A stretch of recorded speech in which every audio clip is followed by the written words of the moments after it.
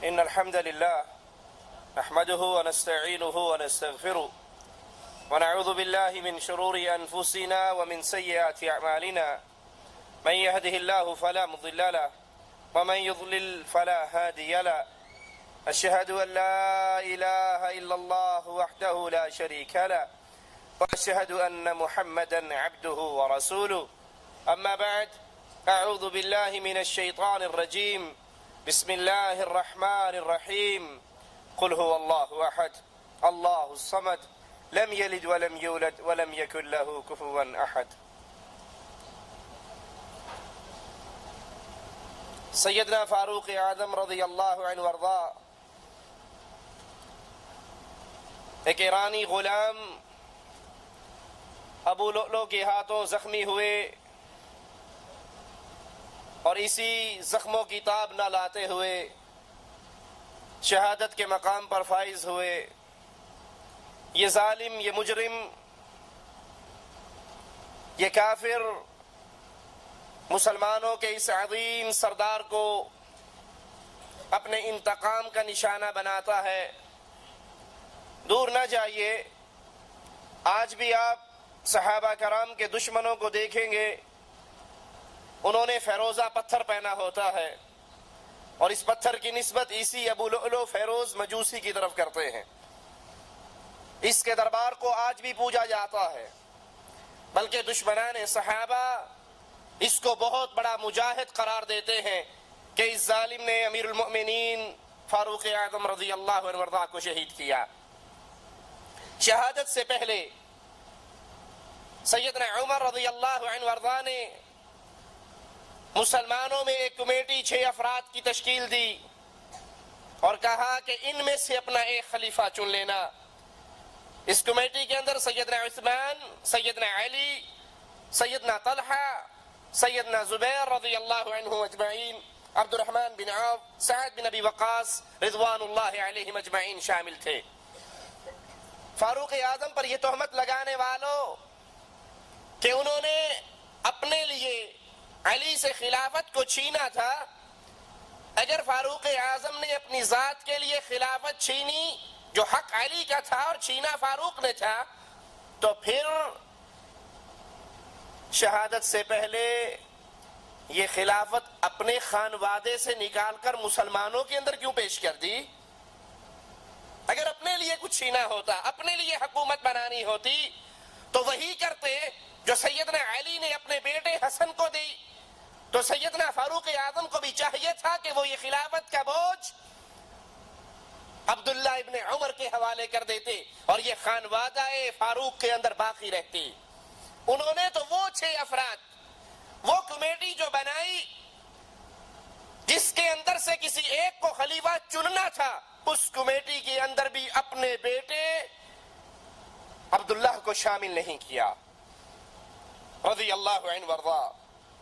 سیدنا عمر کی وفات کے بعد، شہادت کے بعد، مسلمانوں نے سیدنا عثمان رضی اللہ عنہ وارضا کو اپنا خلیفہ مقرر کیا. جب آپ خلیفہ بنے تو آپ کی عمر 70 برس تھی. 12 سال تک آپ خلافت کی ذمہ داری نبھاتے رہے. فتوحات اسلامیہ کا جو سلسلہ سیدنا عمر رضی اللہ عنہ وارضا کے دور میں شروع ہوا تو سیدنا عثمان کے دور کے اندر وہ مزید پھیلتا رہا، پھلتا اور پھولتا رہا. آذربائیجان سیدنا خالد بن ولید کے ہاتھ پر 2 بار فتح ہوا. 27 ہجری کو عبداللہ بن سعد نے افریقیہ پہ چڑھائی کی. 29 ہجری میں فتوحات کا دائرہ اور بھی پھیلا. سیدنا عمر کی وفات کے بعد کچھ علاقوں نے بغاوت کی تو مسلمانوں نے ان کو دوبارہ فتح کیا. اس طرح اسلامی حکومت کی حدود چین کے قریب تک جا پہنچی. سیدنا عثمان رضی اللہ عنہ وارضا کے دور کے اندر یہ تمام علاقے مسلمانوں کے ساتھ شامل ہوئے، مسلمانوں کی مملکت میں شامل ہوئے. سیدنا عبد الرحمن بن سمرہ بلوچستان تک پہنچے.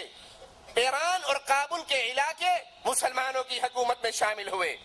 ایران کے اندر آئے دن بغاوت کا بازار گرم رہتا، کیونکہ آتش پرست آخری حکمران ابھی زندہ تھا جو سیدنا عمر کے دور میں فرار ہو کر ترکستان چلا گیا اور عثمان کے دور میں وہ خراسان پہنچا اور تیاری کر کے مسلمانوں کے خلاف اس نے پھر بغاوت کی اور مسلمان لشکر نے اس کی بغاوت کو کچل ڈالا اور یہ تمام علاقے دوبارہ مسلمانوں کے علاقوں میں شامل ہوئے اور وہ اس بغاوت کچلنے کے نتیجے میں مارا گیا۔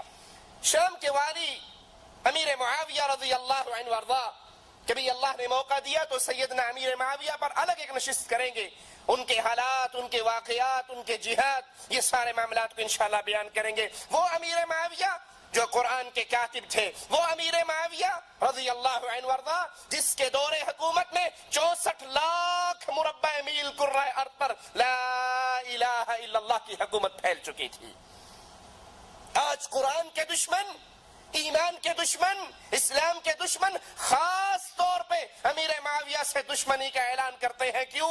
وہ امیر معاویہ کے دشمن نہیں، وہ قرآن کے دشمن ہیں۔ وہ امیر معاویہ کی شان میں گستاخیاں اس لیے کرتے ہیں کہ جب امیر معاویہ کی ہستی مشکوک ہو جائے گی تو جس قرآن کی کتابت کرتے رہے وہ کتاب تو اپنے آپ مشکوک ہو جائے گی۔ ان کی دشمنی سیدنا معاویہ سے نہیں بلکہ اللہ کے قرآن اور اللہ کی کتاب سے ہے۔ امیر معاویہ نے سیدنا عثمان رضی اللہ عنہ وارضا سے کہا کہ سمندر کی طرف سے، رومیوں کی طرف سے بحری حملے کا خطرہ ہمیشہ رہتا ہے، کیوں نہ مسلمانوں کی بھی ایک بحری بیڑا ہو، ایک بحری فوج ہو جو رومیوں سے ان سرحدوں پر مقابلہ کرے۔ اس طرح سیدنا عثمان رضی اللہ عنہ وارضا کے دور میں پہلی مرتبہ مسلمانوں کا بحری بیڑا تیار ہوا۔ آپ نے اس کا حکم دیا۔